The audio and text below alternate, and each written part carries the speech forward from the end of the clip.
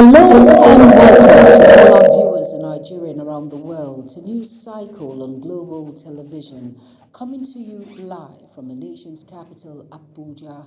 I am Jumai Manson. Now, quick reminder that Global Television is on DSTV channel 365 and Star Times channel 276. Now the news in full. Senate President Godswill Akpabio has assured Nigerians that the country will overcome insecurity, stressing that the federal government remains committed to tackling terrorism and restoring peace across affected states. Delivering his Easter message, he urged citizens to embrace tolerance, unity, and peaceful coexistence while acknowledging ongoing security challenges in parts of the country. Akpabio maintained that sustained efforts by President Bola Ahmed Tinubu and security agencies, combined with collective support from Nigerians, will ultimately bring stability despite recent killings reported in states including Kwara, Nasarawa, and Plateau State. The Speaker of the House of Representatives, Tajuddin Abbas, has urged Nigerian Christians to emulate the teachings of Jesus Christ as they celebrate Easter. In a message marking the end of Lent, the Speaker called on the faithful to remain steadfast in prayers for Nigeria and the administration of President Bola Ahmed Tinubu, noting that divine intervention remains key to addressing national challenges. Speaker Abbas described Easter as a reason that reflects sacrifice, love, and selflessness, urging Nigerians to imbibe these virtues for national peace and stability. He also emphasized the need for religious harmony, describing the overlap of Ramadan and Lent as a unique opportunity to strengthen unity among citizens across faiths and ethnic lines. In a similar message, Deputy Speaker Benjamin Kalu called on Nigerians to embrace hope, unity, and humanity. He encouraged citizens to support one another, extend kindness to the vulnerable, and remain committed to collective national development, while reaffirming the National Assembly's resolve to promote inclusive policies and sustainable growth. Police authorities in Kano and Benue states have announced heightened security deployment to ensure a peaceful Easter celebration across both states. The commands say personnel have been stationed at worship centers and strategic locations, while residents are urged to remain vigilant and report suspicious activities. Reinforcements approved by the Inspector General of Police are expected to strengthen operations before, during, and after the festivities. The Nigerian Ports Authority (NPA) is projecting a total revenue of 1.489 trillion naira for the 2026 fiscal year, an increase of 21 billion naira above its 2025 target. Managing Director and Chief Executive Officer Dr. Abubakar Dansoho described this while presenting the agency's 2026 budget proposal and 2025 performance before the House of Representatives Committee on Ports and Harbors. National Assembly correspondent Anita Patrick tells us more. Nigeria's port sector is setting an ambitious revenue target for 2026 as the Nigeria Ports Authority rolls out major modernization plans for key facilities. Out of the proposed figure, 945 billion naira is earmarked for capital projects, 447.5 billion for operational costs, while over 90 billion naira is expected to be remitted into the Consolidated Revenue Fund. Despite a 2025 target of 1.468 trillion naira, the agency recorded about 1.19 trillion in actual revenue. On the long term, we need to have natural deep sea ports in Nigeria, and government has approved. Some of these approvals have been around for like 10 years. But for the proponents, the promoters, for them to generate the kind of goodwill to bring in the money is not happening. So the House can even help us if you can promote some private sector people to come and invest. The NPA says it is now set to begin long-awaited modernization of Apapa and Tinkan Island ports, two of Nigeria's busiest but aging port facilities. Dr. Dantoshaw noted that Apapa Port is nearly 100 years old, while Tinkan Island Port is over 50. both struggling with limited capacity for modern shipping demands. He added that the construction activities in Lagos Port may temporarily divert traffic to eastern ports, potentially driving economic activity across other regions. The federal government has committed to doing it in phases. We are starting the phase 1, like you say, you have given the approval for the loan. It will start in earnest.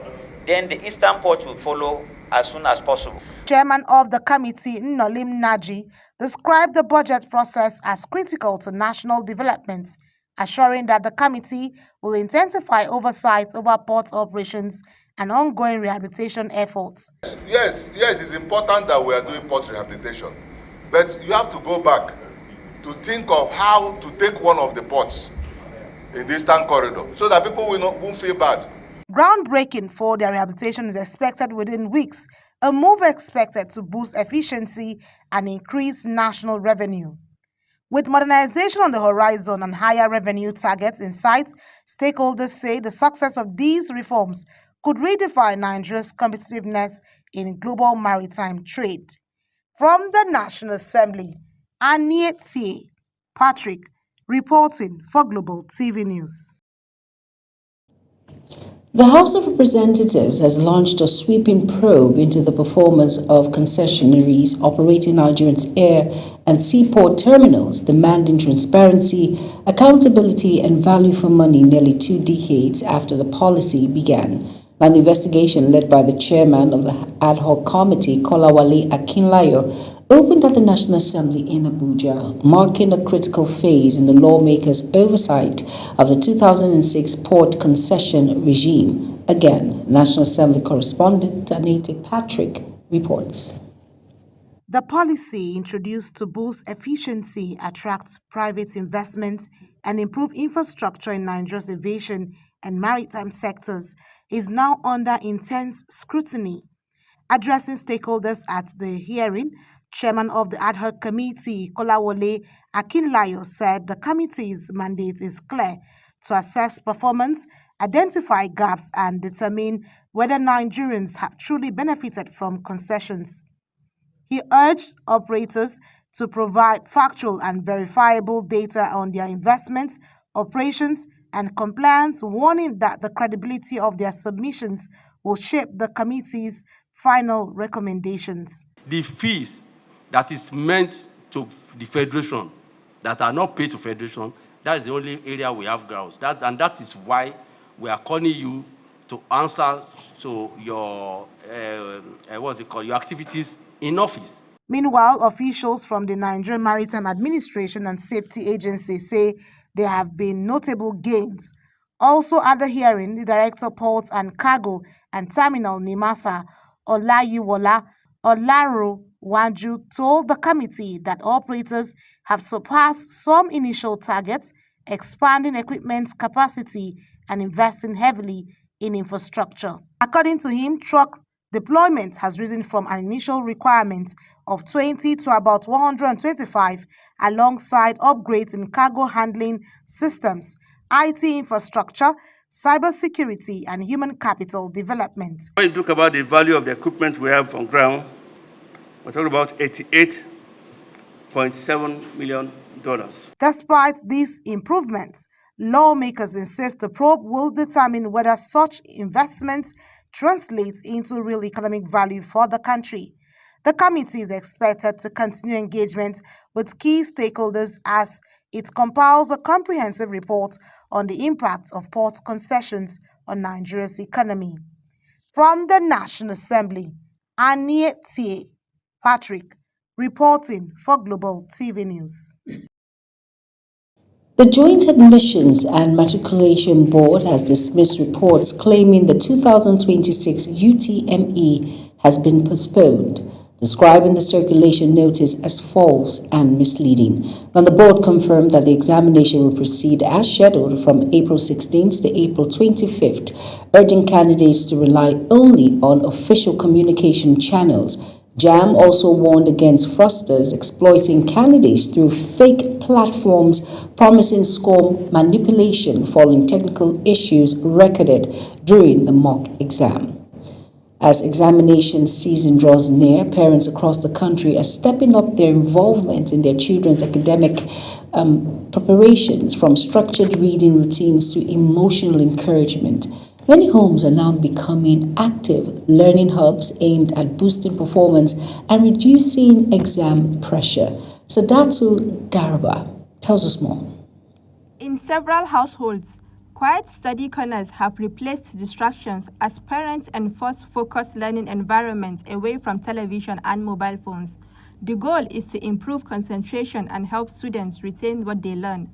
To further strengthen performance, some parents are enrolling their children in extra lessons and engaging private tutors, while others are leveraging online learning platforms and past examination papers to sharpen understanding and build confidence. Parents should ensure their children do the right thing through the period of learning, from the beginning of the term through till pre-examination. Beyond academics, attention is also shifting to the health and well-being of students.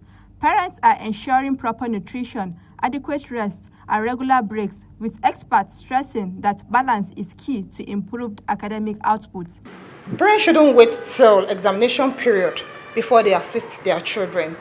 They said proper preparation prevents poor performance. So it's something they should be doing frequently with their children. Emotional support has also become central as parents encourage their children to stay confident and manage exam anxiety. Education stakeholders say this positive engagement is critical to reducing pressure and improving results. To guide them and to also motivate them, encourage them to read and to guide them wherever they are given assignments, and to question them the implication of what not doing assignment. With these combined efforts from parents, teachers, and students, expectations are high for stronger performance and improved outcomes in the forthcoming examinations. Sadatu Garba, reporting for Global Television. In a sad development now, at least 11 people have been confirmed dead following renewed clashes between communities in Nasarawa State, and dozens of houses also destroyed in the violence. Police say the crisis involving Akiyawa and Udege Kasa communities prompted a high-level visit by security authorities to restore calm and prevent escalation. Authorities have pledged to ensure justice for victims while intensifying efforts to stabilize the affected areas. You are watching the live broadcast of News Cycle. News Cycle continues after this weather forecast, plus business, foreign and sports stories on the other side of this break. Please stay with us. Hello and welcome to the weather forecast for Saturday. Over the past few days, the atmosphere has been shedding lots of its moisture, and we're beginning to see a stable pattern setting. This means conditions are not quite favorable for widespread thunderstorm developments, especially during the early parts of Saturday, as cloudy skies are expected to dominate the southern region of the country, with prospects of morning thunderstorms in parts of Cross River and Akwa Ibom states. Patches of cloud cover are expected here and there in the north central, with plenty of sunshine across the northern states. Heading into the afternoon and evening hours of Saturday, isolated thunderstorms are expected in parts of Taraba, Kaduna, Niger, the Federal Capital Territory, Benue, Kogi, parts of Oyo, Osun, Ondo, Ekiti, and the south states. So while the day starts off mostly calm, keep an eye out for those isolated thunderstorms coming up later during the day. That's the forecast. I am Theodora Itzum. Thank you for watching.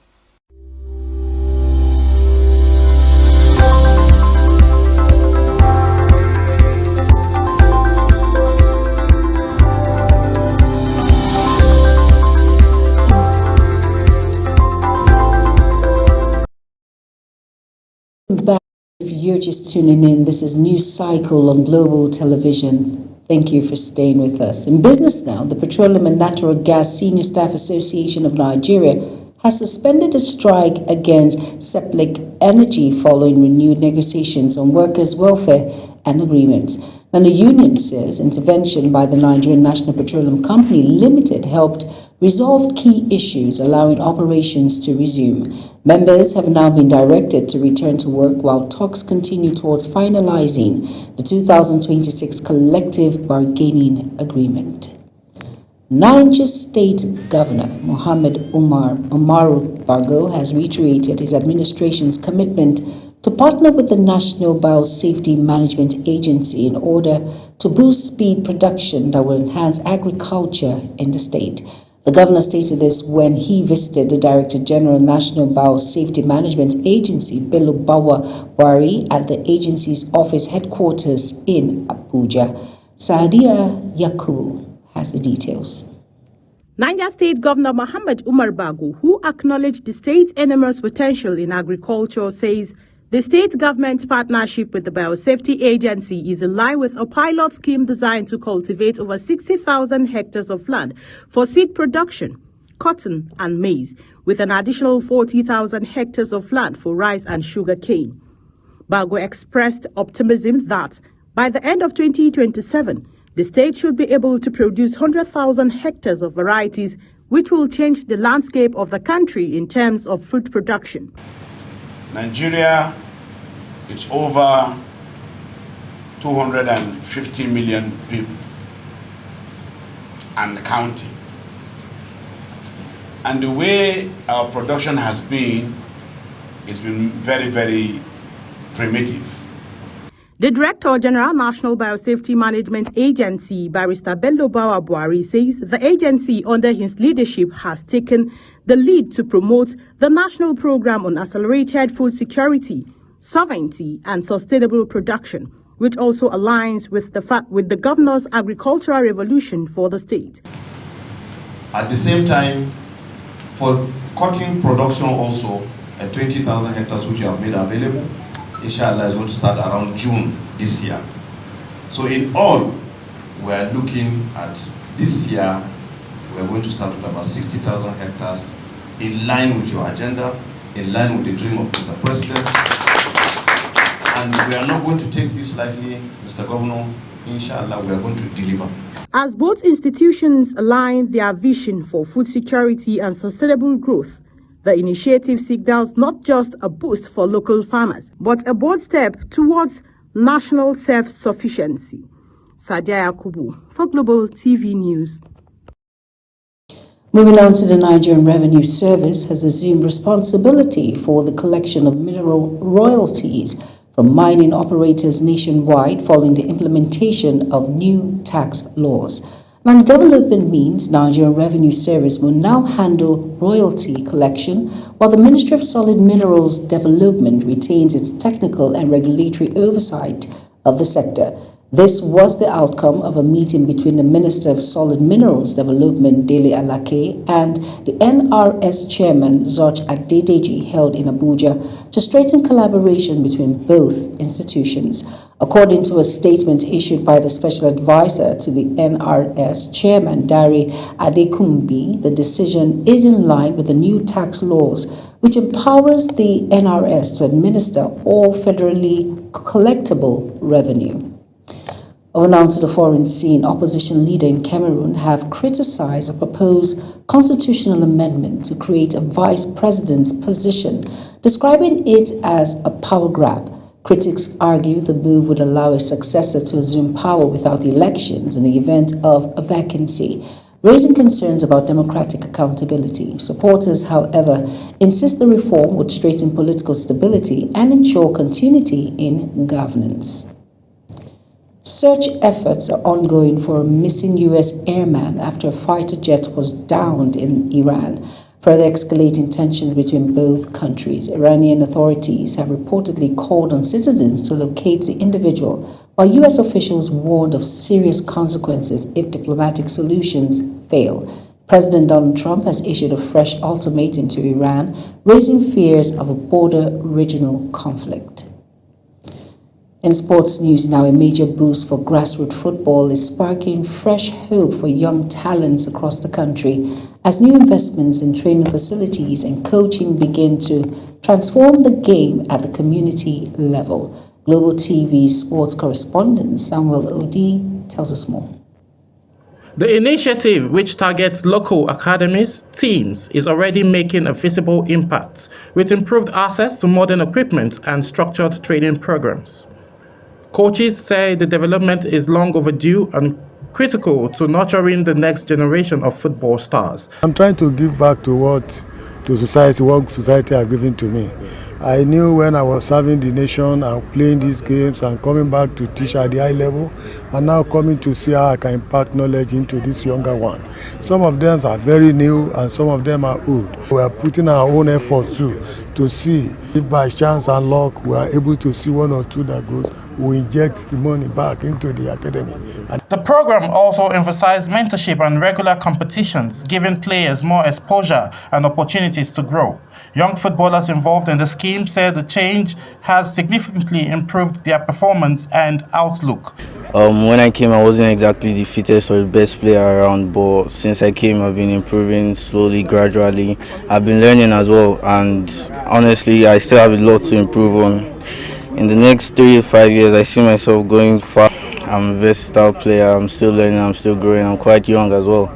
And I hope that at the end of this and everything else, I can look at myself in the mirror and be proud of everything I've done. Several players say they are now more confident on the ball with better understanding of tactics and teamwork, adding that support has inspired them to pursue football professionally. Organizers believe the initiative will serve as a pipeline for national teams, strengthening the country's football future from grassroots. With renewed focus and sustained investment, stakeholders say grassroots football may finally get the attention it deserves, laying a solid foundation for tomorrow's champions. Samuel Odi for Global Television News. Members of Nigeria Super Eagles have expressed frustration over unpaid appearance fees following recent international friendlies. Sources say players were owed match bonuses despite participating in games against Iran and Jordan in Turkey. Now, the development has sparked renewed criticism of the Nigeria Football Federation over recurring welfare concerns. Gennaro Gattuso has resigned as Italy's head coach following the team's failure to qualify for FIFA World Cup for a third consecutive time. Decision comes amid border turmoil within Italian football, including leadership changes at the federation level. Italy's continued decline on the global stage has triggered calls for major structural reforms in the country's football system. And that's it on News Cycle. A quick reminder that Global TV is on DSTV channel 365 and Star Times channel 276. Kindly follow us across all social media platforms now showing on your screen by using @GlobalTVNG. I am Jumai Manson. Thank you for watching.